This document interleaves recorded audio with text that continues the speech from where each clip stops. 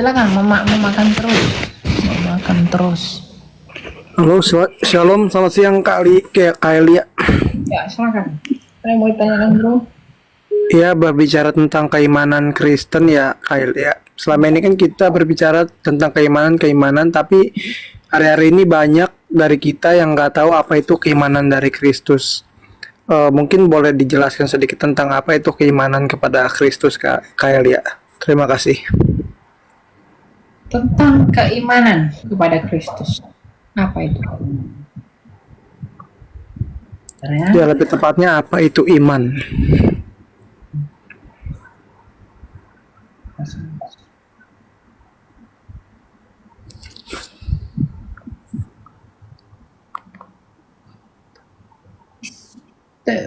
Isteo.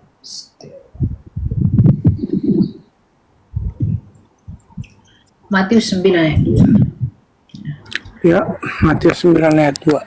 Ayat 22. Ayat 22 ralat. Matius. Tapi Yesus berpaling dan memandang dia, serta berkata, teguhkanlah hatimu, hai anakku, imanmu telah menyelamatkan engkau. Maka sejak saat itu sembuhlah perempuan. Iman itu dari kata pisteo, yang artinya adalah percaya, mengandalkan dan mempercayakan, setia dan taat. Itu nggak boleh dilepas. Jadi artinya beriman kepada Kristus itu adalah ya tentang kesembuhan. Kesembuhan dari apa? Dari dosa. Yohanes 8 ayat 24, Yesus berkata, sebab jikalau kamu tidak percaya, tidak beriman, tidak setia, tidak taat bahwa akulah dia, kamu akan mati dalam dosamu. Jadi keimanan kita kepada Kristus itu adalah tentang bagaimana kita percaya, bagaimana kita mempercayakan, bagaimana kita setia, bagaimana kita tulus, bagaimana kita taat kepada Kristus. Kepada apanya Kristus? Perintah-perintah Kristus. Matius 28 ayat 20. Dan ajarlah mereka melakukan segala sesuatu yang kuperintahkan kepada. Itu perintah-perintah Kristus. Itu yang Kristus masuk. Jadi iman kita kepada Kristus itu adalah iman yang memperbarui dan memulihkan kembali untuk menjadi seperti apa kita sejak semula, yakni dengan perdamaian kita kepada Allah, tanpa dosa, tanpa kecacatan dan lain-lain semua. Itu iman kepada Kristus itu begitu, yang menyembuhkan, yang menyelamatkan, dan yang menaklukkan kematian. Ya, Ya, baik Kak. imanmu itu artinya iman itu tidak sekedar percaya saja, tapi itu tadi percaya, mempercayakan, mengandalkan, dan setia, dan dengan kesetiaan itu dia taat kepada apa? Kepada Kristus. Keimanan kepada Kristus itu dia poinnya. Maka keimanan yang penuh itu, yang sempurna itu yang akan menyembuhkanmu dan menyelamatkanmu. Ya. Berarti poinnya kurang lebih sama dengan halnya kita melekat dengan Kristus ya Kak? Ya, memang kita melekat dengan Kristus. Makanya dikatakan dalam Kolose 2 ayat 12, kita itu mati bersama-sama dengan Kristus dengan menanggalkan tubuh kita yang berdosa ini. Kristus itu adalah baptisan. Jadi ketika kita dibaptiskan, kita tuh bersatu dengan Kristus di dalam kematiannya. Jadi Kristuslah yang membawa kita di hadapan Bapa. Makanya Tuhan Yesus berkata dalam Yohanes 14:6 bahwa akulah jalan, kebenaran, dan hidup itu sendiri. Bahwa tak seorang pun yang dapat datang kepada Bapa kalau tidak melalui aku. Jadi Kristus itulah yang kita bawa, pengantara kita, imam besar kita. Imam itu kan yang memerantara kita, yang membawa kita kepada kebenaran sejati yang dari Allah. Begitu. Nah, Ya baik, terima kasih Kak. akan dari apa? Dari iman, tidak yang lain-lain. Ya. Ya, Ya. yo, selamat siang, shalom. Yo, salam. Silakan El John. Ya bang, salam bang. Aku mau nanya ini bang. Oh ya, tanyalah. Kenapa? Yesus kan sudah menebus dosa orang-orang yang percaya. Jadi mengapa kita masih berdoa untuk minta ampun dosa? Gimana ini bang? Hmm.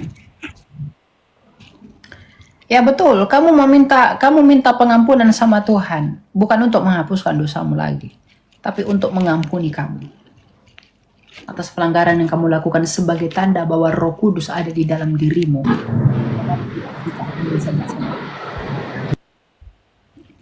Jadi kamu minta Tuhan, mohon ampunkan saya, maafkan saya kan pelanggaran saya. Itu bukan kamu menyalibkan dia setiap hari. Bukan. Tetapi untuk menyempurnakan imanmu bahwa kamu bergantung sama dia. Apa yang kamu ingat, kamu diselamatkan oleh iman. Artinya pengampunan yang kamu minta setiap hari itu didasarkan pada penyaliban 2000 tahun lalu. Itu efektif melalui ke belakang. Karena dia adalah imam yang memerantarai. Jadi Tuhan mohon maafkan saya, ampunkan segala dosa saya. Itu kamu sedang memandang pada salib yang kamu imani sudah menuntaskan segala sesuatu. Jadi bukan menyalibkan Tuhan lagi. Sekali lagi enggak. Ketika kamu berdoa setiap hari, Tuhan maafkan saya kan pelanggaran saya pada hari ini saya telah berdosa. Itu kamu harus memandang pada salib, bahwa salib 2000 tahun lalu yang menurut kitab suci telah memakukan surat hutang dosamu. Itu yang kamu imani dan kamu percaya, maka itu berlaku. Bukan dengan kamu percaya, oke saya percaya, itu tidak dinilai di awal, itu dinilai di akhir. Karena tadi iman itu setia. Jadi tidak ada istilahnya saya beriman kepada Yesus, sekarang saya dibaptis, dosa saya sudah dihapuskan. Enggak. Itu dinilai di akhir, karena iman itu setia. Kamu kalau udah dihapuskan sekarang, ketika dibaptis, besok-besok kamu murtad, berarti dosamu nggak diperhitungkan lagi. Bukan begitu. Kesetiaan itu, ingat, iman itu setia. Taat, bukan murtad. Ya. Jadi untuk apa kamu minta pengampunan dosa lagi sama Tuhan kalau Tuhan itu telah menghapuskan dosamu? Ya karena penghapusan dosamu itu tidak nilai di awal. Baptisan itu pintu gerbang. Benih itu ditanam di dalam kamu. Dan masalahnya kamu mau memupuk atau tidak. Kamu minta doa, minta hari.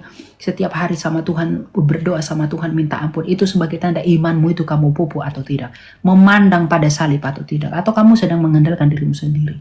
Atau kamu hanya sedang mengaku percaya tapi tidak mau tunduk pada otoritas yang ilahi. Mengaku dosa, ya, di dalam kitab suci dikatakan ia adalah setia dan adil.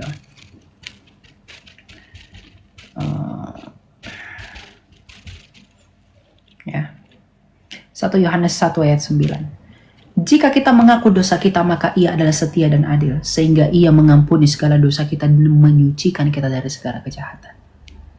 Jadi pengakuan dosa itu adalah penyucian kita, ya, pengampunan yang kita peroleh. Tapi tetap pengampunan itu akan berlaku tetap pada salib 2000 tahun lalu, karena itu korban yang menjadi pengampunan.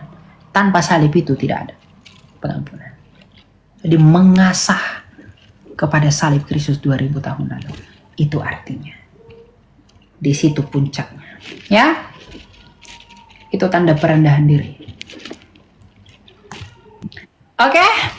Jadi beda penghapusan dengan pengampunan gitu ya bang? Ya Tuhan tidak pernah hapuskan dosa dari dunia ini. Dia menghapuskan kita dari kutuk. Kita yang diambil. Nih, sama seperti anggur ini. Misalnya di dalam ini adalah dosa. Ini adalah tempat dosa. Kristus itu menebus kita, mengambil kita dari dalam keluar. Kita diambil dari kutuk dosa, kita diambil dari kuasa dosa, karena kita sudah terjual di dalam dosa. Dan Kristus datang mengambil kerajaan maut, diambilnya kita, agar kita tidak mengalami maut dan kematian ini. Makanya dikatakan, dia yang menebus kita dari kutuk hukum Taurat. Kita diambil, dosa itu tidak ditebus. Untuk apa Yesus ambil dosa? Tebus itu artinya mengambil kembali. Yang diambil kembali itu kita, yang terjual di bawah kuasa dosa. Dosanya tetap ada. Tapi kitanya diambil dari kuasa dosa dan upah dosa. Apa itu? Yang menurut Roma 6 ayat 23, upah dosa adalah maut. Jadi kita diambil dari maut melalui Kristus yang menang atas maut.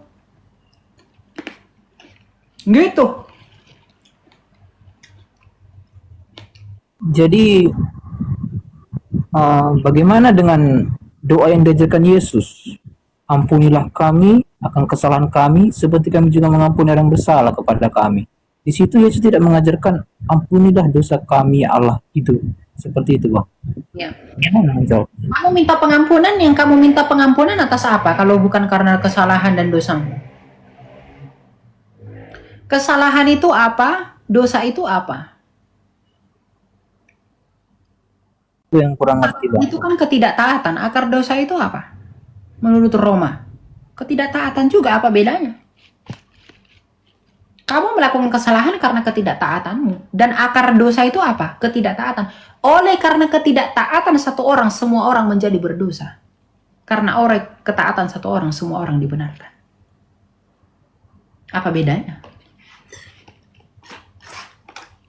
Sama aja. Itu ya. Tapi Bang, dari ayat yang Yesus ajarkan untuk berdoa itu, kata kesalahan digunakan opeilemata, bukan hamartia. Iya. Itu apa beda dari kedua kata ini, Bang? Itu esensinya sama saja. Dosa hamartia kah, mau hatah kah, mau apakah yang digunakan di sana, itu sama saja. Karena ketidaktaatan itu akar dosa. Kesalahan itu kamu lakukan karena apa? Karena ketidaktaatan.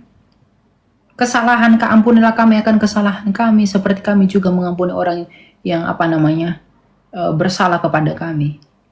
Ya, kamu melakukan kesalahan karena ketidaktaatanmu. Dan akar dari dosa adalah ketidaktaatan. Dosa itu yang membuahkan ketidaktaatan. Ketidaktaatan itu membuahkan dosa. Dan kesalahan itu bukti dari ketidaktaatan. Kamu melakukan kesalahan itu bukti dari ketidaktaatan. Sekaligus menjadi bukti bahwa dosa di dalam kita. Ya, meminta mengampuni kesalahan yang sama dengan meminta mengampuni dosa. Apa bedanya? Sama saja. Begitu. Ya. Jikalau kita mengaku dosa kita, 1 Yohanes 1 ayat 9 tadi, jikalau kita mengaku dosa kita, apakah dosa kita juga bukanlah kesalahan kita? Saya berzina hari ini misalnya, bukankah itu kesalahan saya? Lalu, apakah dengan itu bukan kesalahan saya, itu bukan menjadi dosa saya? Gak ada bedanya, sama aja. Gitu ya, tidak perlu filsafat itu tidak perlu di situ. Harus inilah dipilah begini, diidentifikasi, diklasifikasi begini, nggak ada. Para rasul itu nggak ada begitu. Ini tidak perlu banyak kali cocok logi dari prinsip filsafat ini segala macam. Tidak perlu. Filsafat Kristus yang utama, ya.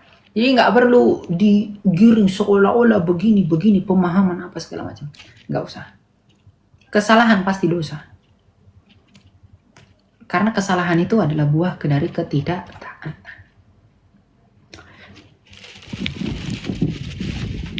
Gitu ya. Siapa? John.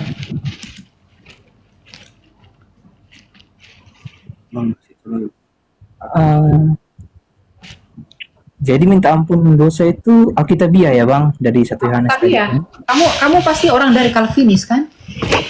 Iya, Bang. Iya, saya tahu itu orang Calvin itu begitu. Ya, saya sepakat dengan Calvin, tapi yang kamu maksud itu filsafat yang menurut saya nggak perlu yang begitu. Ya. Meminta pengampunan dosa itu bukan berarti kita meminta Tuhan mengorbankan dirinya, bukan. Tapi memandang kepada salib Kristus yang menyempurnakan itu loh. Jadi bukan meminta ampun dosa itu, ya Tuhan kami meminta ampun dosa kami. Lalu kesalahan kamu itu, kamu minta ampun kesalahan kamu. Lalu kesalahan kamu bukankah itu wujud dari dosa itu masih ada di dalam kamu? Jadi kalau kamu bilang, itu bukan dosa, kita tidak perlu meminta pengampunan dosa. Kita hanya meminta pengampunan kesalahan saja. Lalu bagaimana dengan apabila kita mengakui dosa kita ini? Ya adalah setia dan adil. Itu bukan kata kesalahan dibuat di situ. Dosa. Di sini Kristus sudah berkarya loh. Udah berkarya Kristus di sini. Lalu kenapa Rasul Yohanes mengatakan kita harus mengaku dosa? Kalau saya mengikuti pemikiran kamu itu. Nah, Bagaimana? Itu kan Rasul loh yang bilang ini loh, bukan Elia loh. Rasul. Yohanes ini. Yang ngomong, bukan saya. Apa bedanya? Sama aja itu. Nah, jangan terlalu apa kali. Ya. Oke Bang, tapi sesuai dengan penjelasan Abang tadi kan, saya meminta ampun dosa untuk memandang penebusan Yesus di kayu salib. Dan ketika saya memandangnya, Yesus berkata, tetelestai, sudah selesai. Jadi ketika saya percaya pada kuasa penebusan Yesus Kristus, dia sudah menebus saya, sudah selesai, mengampuni dan menghapuskan dosa saya itu dari segala dosa saya, dibilangnya situ Bang. Jadi saya berpikir bahwa ketika saya meminta ampun dosa, artinya saya masih memungkiri kuasa penebusan Yesus itu Bang. Seolah-olah saya ragu bahwa Yesus itu belum sepenuhnya menebuskan dosa saya, masih setengah-setengah gitu. Jadi saya ingin meminta ampun dosa lagi. Bagaimana itu Bang? Pemahaman seperti itu. Masalahnya kamu masih melakukan dosa atau tidak? Masih kan setiap hari melakukan dosa? Makanya tadi saya katakan itu bukan tentang keraguan bahwa Tuhan itu belum ampuni dosa saya, bukan, tapi itu tentang kerendahan hati, pengakuan kita bahwa kita ini ya memang manusia berdosa. Jadi ngapain kamu harus saya minta ampun sama Tuhan lagi, seakan-akan saya tidak percaya kuasa. Justru karena kamu percaya di dalam apa? Iman tadi. Iman itu proses bro, setia. Yesus berkata tetelestai, itu bukan berarti seperti yang kamu maksudkan. Tetelestai itu artinya surat hutang dosa itu sudah selesai, penggenapan itu sudah selesai, ketaatannya kepada Bapaknya itu sudah selesai, yang oleh karena dia kita beroleh pembenaran. Dan barang siapa yang menyambut karunia itu untuk percaya, mempercayakan, setia dan taat, dialah orang-orang yang diperhitungkan. Makanya dikatakan apa? Kerjakanlah keselamatanmu dengan apa? Takut dan gentar. Kalau seperti asumsi kamu tadi, saya seperti ini kuasa Kristus bla bla bla bla. Kalau dia murtad, apakah dia tetap diselamatkan? Kan tidak. Jadi iman itu tadi yang saya katakan itu tidak pernah dinilai di awal. Ketika saya mengkirakan saya percaya ikut Kristus, udah dosa-dosa saya sudah hilang, saya tidak perlu lagi meminta pengampunan dosa lagi. Wah, bukan begitu pikirannya. Karena itu dinilai di akhir, bukan. Makanya Rasul Paulus bilang apa? Aku telah menyelesaikan pertandinganku dengan baik. Itu kata Rasul Paulus menjelang kematiannya. Di akhir dinilai. Kesetiaan itu tadi yang dilihat. Dalam karya Kristus yang oleh iman itu kita diselamatkan. Iman itu kan percaya kepada apa yang terjadi, pengampunan dosa itu. Ingat, korban Kristus itu adalah korban yang sempurna di hadapan Bapa. Dan barang siapa yang setia kepada korban itu, itulah yang diselamatkan. Makanya saya katakan tadi, berdoa memandang kepada karya Kristus. Makanya Kristus itu adalah imam kita. Makanya Yesus bilang, mintalah di dalam namaku. Imam kita dia itu, pengantara kita kepada Bapa. Bahwa ketika kita berdoa kepada Bapa di dalam Kristus setiap harinya, maka kita dikuduskan, kita selalu disucikan kepada apa yang ada dahulu itu loh. Kepada apa yang terjadi di masa lalu itu. Memang Yohanes juga berkata dia yang menghapuskan dosa dunia, betul. Lihatlah anak domba Allah yang menghapus dosa dunia. Betul. Tetapi kan pengertiannya bukan yang seperti tadi. Gitu. Jadi kita berdoa kepada Tuhan itu bukan karena meragukan penebusan yang sudah terjadi. Sudah selesai kata Kristus. Dia yang memukul surat hutang dosa kita di kayu salib. Itu dinilai di akhir, bukan di awal. Ya, akan ribet nanti seperti yang kamu katakan itu. Apanya? Jadi kalau kamu tidak mau mengakui kesalahan, mengakui dosamu, tapi mengakui kesalahan. Kesalahan itu kan juga dosa. Mana ada kesalahan tidak dosa? Apakah ada kesalahan itu tidak dosa? Kamu membunuh, itu kesalahan tidak dosa. Waduh. Nggak perlu yang begitu-begitu. Hah? Tentang dosa dan kesalahan. Misalnya ketika saya mengerjakan soal 1 tambah 1 sama dengan 3 saya buat, itu kan salah bang, bukan dosa. Bagaimana Iya. itu? Betul. Ketika kamu membunuh orang itu kesalahan nggak? Dari hukum Taurat itu jangan engkau membunuh, itu termasuk dosa dan kesalahan juga terhadap manusia. Ya sudah, itu kesalahan, itu dosa. Kamu misalnya berbohong itu dosa nggak? Itu kesalahan juga. Ketidaktaatan itu ya kesalahan, bro. Nggak perlu dipilah-pilah. Seperti yang kamu katakan tadi, buat ini, buat itu. Esensinya sama saja. Jangan diibaratkan soal-soal latihan. Justru Calvin itu yang paling kuat masalah apa ya? Dosa itu yang buat orang kepada maut. Kalau yang kamu tadi katakan itu udah by work, itu bukan by faith lagi. Tambah 1 sekian-sekian. Kesalahan bukan dosa, wah udah lari lagi tuh. Nggak nyambung lagi nanti. Gitu.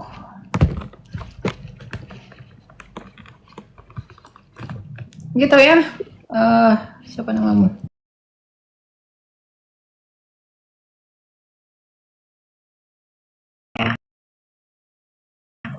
Pahami lagi. Selain ini, Ya. boleh lagi bang.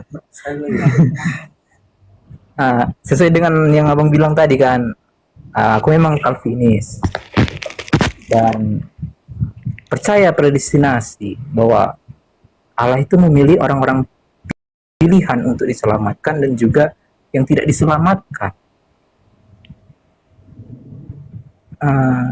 Bagaimana pandangan abang?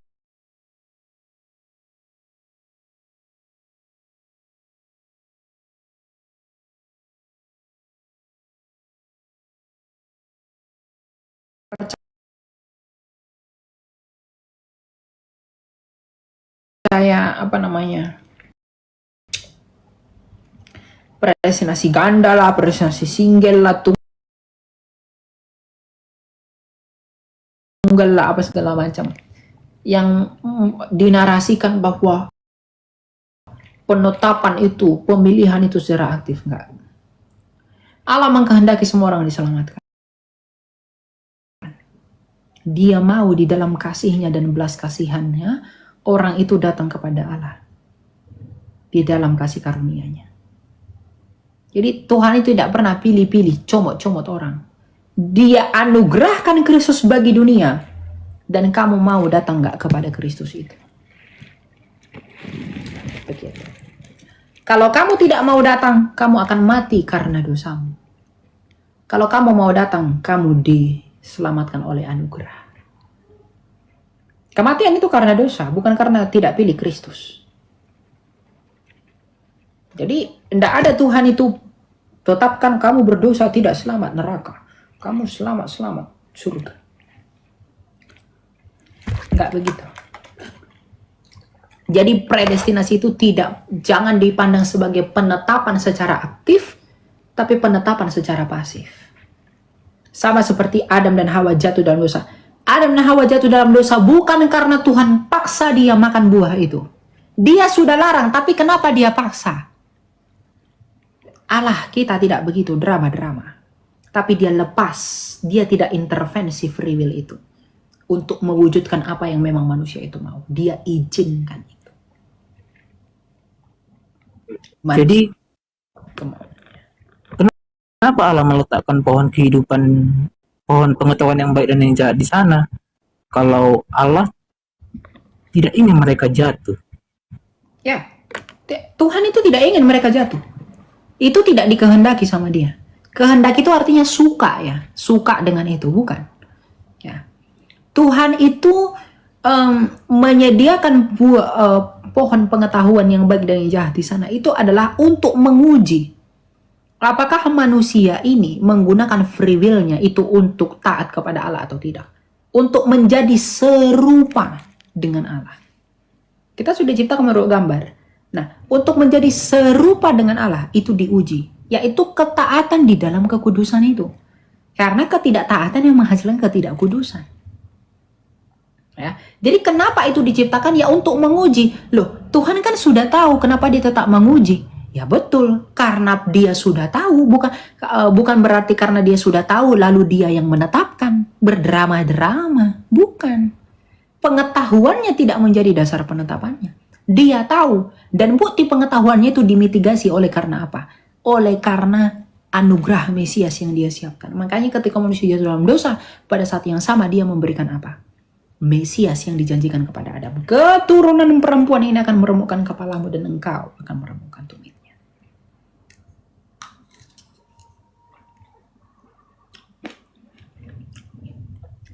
Jadi jangan dipandang seperti itu. Kalau Tuhan memang itu Tuhan, berarti kamu mau bilang Tuhan itu suka dosa. Padahal dia sangat benci dosa. Berdrama-drama begitu. Cipta manusia, oke. Jatuh dalam dosa, nanti datang Mesias, buat begini. Ada orang selamat, ada orang begitu. Allah tidak pernah begitu, bro. Free will yang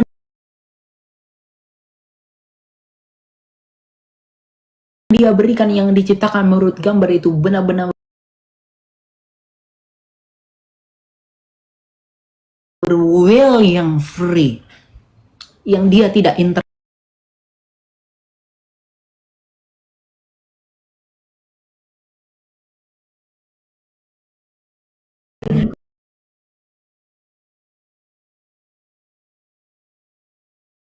dan ditutup dengan kasihnya. Gitu ya.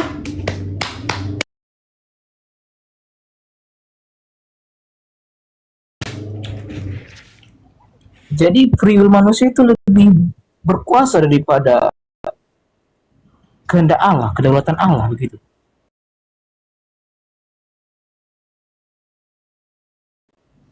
Tidak lebih berkuasa, tapi Tuhan tidak ada intervensi free will manusia. Tidak pernah intervensi free will manusia.